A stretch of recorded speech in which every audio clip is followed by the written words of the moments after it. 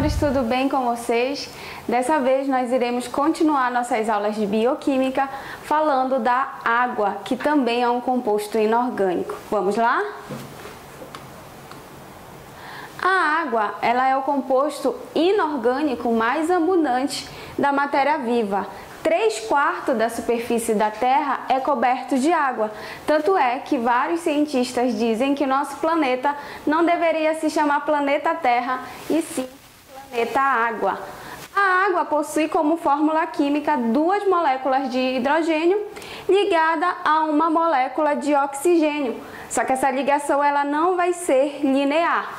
E o que acontece? Essa ligação entre o oxigênio e o hidrogênio é uma ligação covalente, que eu tenho compartilhamento de elétrons. Só que pela diferença de eletronegatividade entre o oxigênio e o hidrogênio, o oxigênio, por ser mais eletronegativo, ele tende a puxar os elétrons para si, o que cria polos na molécula de água. Por isso eu digo que a água ela é polar. Quando essa molécula de água se une a outras moléculas de água, vai formar aqui uma ligação que a gente chama de ligação de hidrogênio. Então, primeira propriedade da água é saber que a água ela é polar e que moléculas de água são unidas através de uma ligação de hidrogênio. Continuando em relação à água, nós também falamos que a água ela é o solvente universal. Solvente universal porque ela tem alto poder de dissolução. Então a água ela consegue dissolver grande parte das substâncias que estão presentes no nosso corpo. Por ser polar, ela dissolve substâncias também polares e ela não se dissolve em substâncias apolares. Aqui nós temos uma imagem, por exemplo, do cloreto de sódio, que seria o sal. E aí nós colocamos ele dentro de água e cria o que a gente chama de camada de solvatação, que seria isso daqui. O cloro fica rodeado por moléculas de água, principalmente como ele é um íon negativo, ele atrai os hidrogênios que são positivos. Já o sódio, por ter carga positiva, ele atrai os oxigênios que seriam negativos, então cria essa camada que a gente chama de camada de solvatação, tá certo? Então por isso a água ela é chamada de solvente universal. Então recapitulando, a água ela é polar, a água é conhecida como o solvente universal. E aqui a gente precisa de alguns termos em relação a ser solvente universal. Primeira coisa, as substâncias que têm afinidade com a água, ou seja, conseguem se dissolver na água, elas são chamadas de substâncias hidrofílicas, que a palavra vem derivada do grego. Hidro quer dizer água, e filos, que gosta, então são substâncias que têm afinidade por água. Já as substâncias hidrofóbicas seriam aquelas que não têm afinidade com a água, não vão se misturar com a água. Mas também nós temos que ficar de olho em outra propriedade aqui, que seria as substâncias que são ditas anfipáticas ou anfifílicas. O que seria isso? Vai ser aquelas substâncias que têm uma parte hidrofóbica e outra parte hidrofílica. Lembra da membrana plasmática da célula? O envoltório celular, ele tem uma cabeça de fosfato, que é polar, e uma cauda de lipídio, que é apolar. Por ter essa constituição polar e apolar, a gente diz que a membrana plasmática é uma membrana anfifílica ou anfipática. Ela tem uma porção que se atrai, que se mistura com a água, e a outra que não tem afinidade com a água. Perfeito? Então, prosseguindo aqui, a gente também diz que a molécula de água ela tem coesão. O que seria isso? Coesão é uma força devido às ligações de hidrogênio.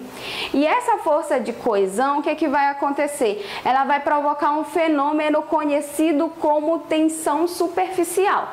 O que seria essa tensão superficial? A tensão superficial, ela é, digamos que uma película que se forma na superfície da água que está em contato com o ar. Quer ver um exemplo clássico? Quem já caiu de barriga na piscina? Doeu?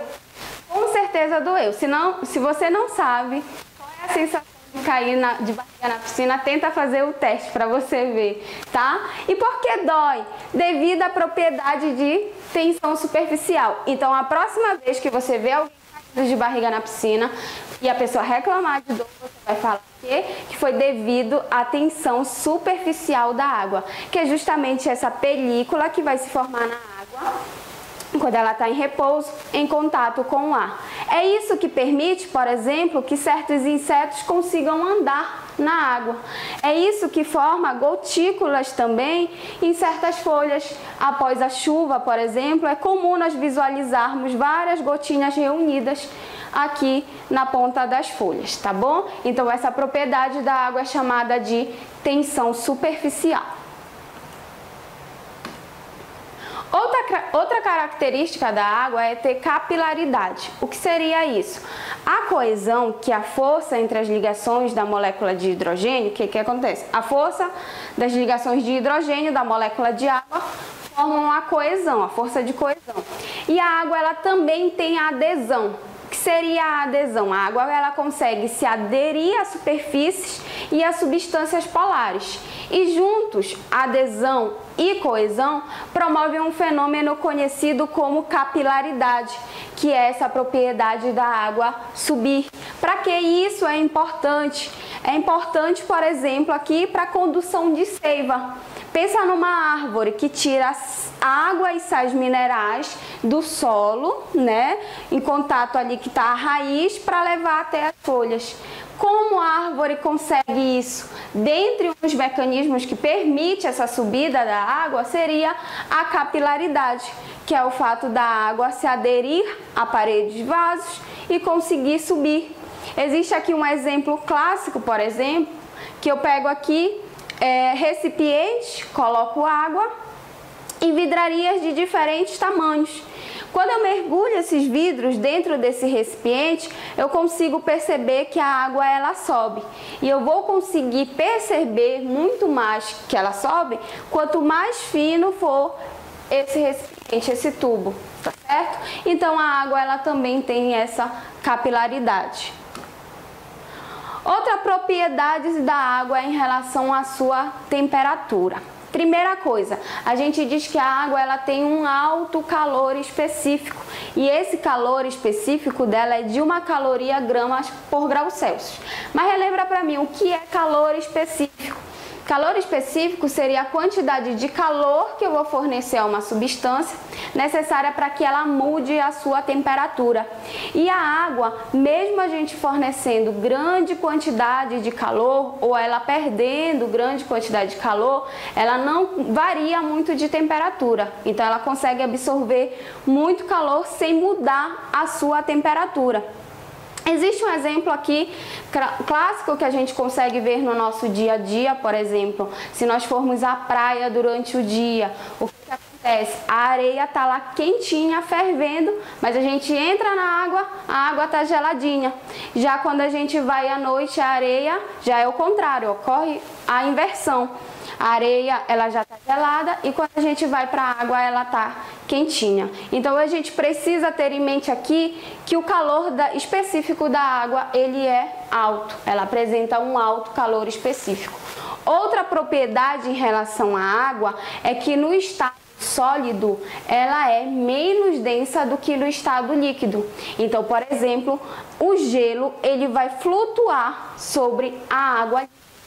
Para que isso é importante? Vamos pensar no oceano, onde eu tenho vários peixes, onde eu tenho uma vida marinha ali. Se todo aquele oceano congelasse, se o gelo afundasse, não teria como haver vida ali. Então, essa propriedade da água de congelar só superficialmente e o fundo permanecer descongelado, permite ainda que peixes consigam viver nesse ambiente marinho. E aí a água também ela é encontrada nos 3 estados. Ela é encontrada no estado sólido, no estado gasoso e no estado líquido. E relembrando aqui as mudanças de estado físico da água. Quando a água vai do estado sólido para o estado líquido, a gente chama isso de fusão. Quando a água vai do líquido para o gás, a gente chama isso de vaporização. Quando a água vai do líquido para o sólido, a gente chama isso de solidificação. E quando a água vai do gasoso para o líquido, a gente chama de condensação. Perfeito? E o que acontece aqui? Quando a água vai aqui, ó, direto do sólido pro gás, a gente vai chamar de sublimação. A volta também é chamada de sublimação. Perfeito? Então, essa seria a mudança de estado da água. A água, ela também vai participar de reações químicas, então ela é importante para que algumas reações químicas aconteçam. Uma delas seria a hidrólise, porque ela vai atuar quebrando moléculas orgânicas, e aí aqui nós temos como exemplo a sacarose, que é um disacarídeo, um carboidrato, né? A sacarose, por ser um disacarídeo, ela é unida, né? A união de dois monossacarídeos por uma ligação glicosídica. Quando eu adiciono aqui a molécula de água, o que acontece? Eu separo essa sacarose em dois monossacarídeos, a glicose e a frutose. Então a gente diz que houve uma reação de hidrólise. Mas a água também participa de outro tipo de reação, que a gente chama de síntese por desidratação. Aqui na síntese por desidratação é o contrário da hidrólise. A molécula de água era adicionada e separava as substâncias. O que vai acontecer aqui na síntese por desidratação? Por exemplo, eu vou unir dois aminoácidos para formar uma proteína. E quando eu unir dois aminoácidos para formar uma proteína, vai ter liberação de uma molécula de água. Então, olha só aqui, eu tenho um aminoácido. Quando ele se unir a outro aminoácido, eu vou ter a liberação de uma molécula de água e formação de uma ligação peptídica. Então eu digo que houve uma reação de síntese por desidratação, porque eu estou perdendo uma molécula de água. Perfeito? Prosseguindo aqui, a gente precisa saber que a quantidade de água ela varia de acordo com 3 critérios e a gente vai chamar isso de taxa hídrica, que é a quantidade de água. A quantidade de água vai variar de acordo com a espécie.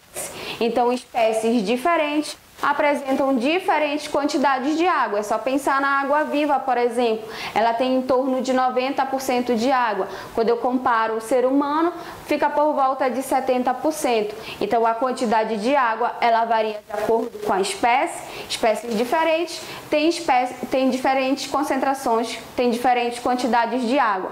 A quantidade de água, ela também varia de acordo com a idade. Então, o que acontece? Vai passando o tempo, o indivíduo vai envelhecendo, a quantidade de água ela vai reduzindo. Então, quanto maior a idade, menor a quantidade de água.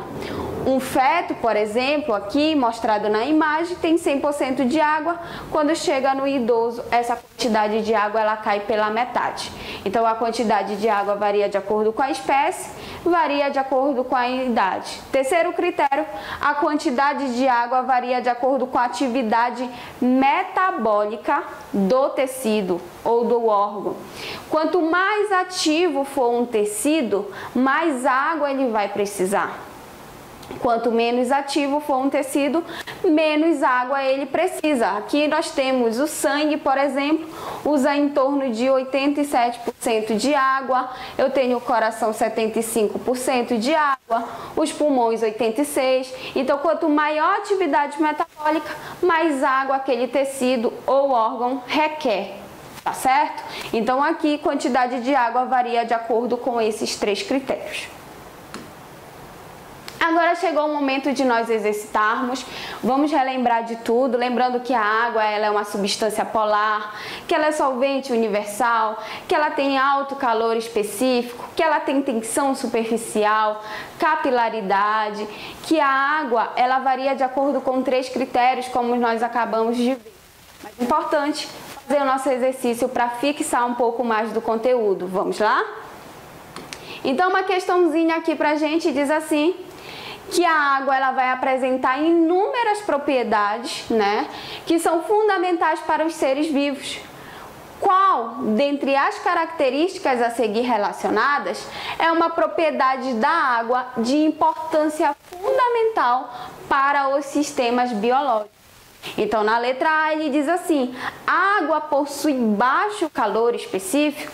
Não, a água não apresenta um baixo calor específico. Nós acabamos de ver que o calor específico da água, ele é alto. Letra B, ela diz que suas moléculas são formadas por hidrogênios de disposição espacial linear. Logo no início da aula, tinha lá uma imagem que mostrava a molécula de oxigênio unida a duas moléculas de hidrogênio. E essa união, ela não é linear, não forma ligações linear. E tem um ângulo ali formando a molécula de água. Letra C, seu ponto de ebulição é entre 0 e 100 graus? Não, o ponto de ebulição da água vai ser acima de 100 graus Celsius e não entre 0 e 100 graus Celsius. Letra D diz pra gente que ela é um solvente limitado. E nós falamos que a água ela é conhecida como solvente universal, por ela ter um alto poder de dissolução, conseguir dissolver uma grande quantidade de substâncias que têm natureza polar, a natureza semelhante à dela. A letra E diz assim, que a água ela possui alta capacidade térmica e ela é o solvente de muitas substâncias. Perfeito, letra E é a nossa alternativa correta. Meus amores, eu espero que vocês tenham aproveitado essa aula. Continue assistindo as aulas de bioquímica, que é um conteúdo importantíssimo para você. Você que vai fazer prova, vai fazer vestibular, não deixe de assistir todas as questões de bioquímica. Não esqueça de curtir, de compartilhar e até a próxima. Beijos no coração. Até mais!